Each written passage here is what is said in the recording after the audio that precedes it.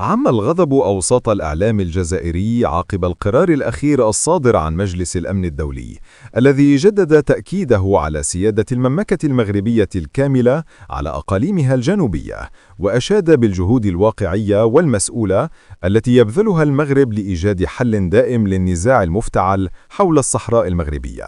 القرار الأممي جاء تتويجاً لنجاحات دبلوماسية متواصلة يقودها المغرب على الساحة الدولية، وكرس عزل جبهة البوليساريو التي تلقت ضربة قاسية بعد هذا الاعتراف الواضح، ما دفع الإعلام الجزائري إلى فقدان توازنه ومحاولة التشكيك في مصداقية المؤسسات الدولية.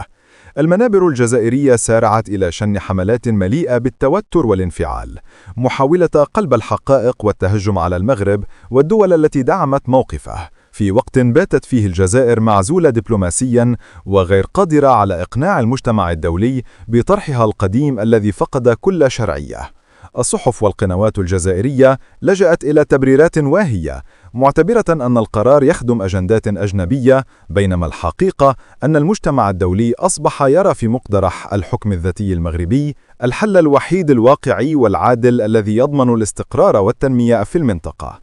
هذا التحول الكبير في المواقف الدولية كشف بوضوح نهاية الوهم الذي كانت تروج له جبهة البوليساريو تحت شعار تقرير المصير، والذي أصبح مجرد شعار بلا مضمون بعدما فقدت الجبهة أي وزن سياسي أو اعتراف دولي مؤثر. الإعلام الجزائري وجد نفسه في مأزق حقيقي بين محاولة الدفاع عن موقف رسمي ينهار يوما بعد يوم، وبين مواجهة الواقع الذي يؤكد تفوق المغرب في كل الجبهات. وفي المقابل، استقبل الشعب المغربي قرار مجلس الأمن بارتياح كبير، واعتبره نصرا جديدا للدبلوماسية المغربية التي تسير بثبات نحو ترسيخ سيادتها الكاملة على الصحراء المغربية، في وقت تتساقط فيه أوهام الانفصال وتنكشف حقيقة الدور الجزائري في إدامة النزاع لخدمة مصالح ضيقة تتنافى مع إرادة شعوب المنطقة في الوحدة والاستقرار.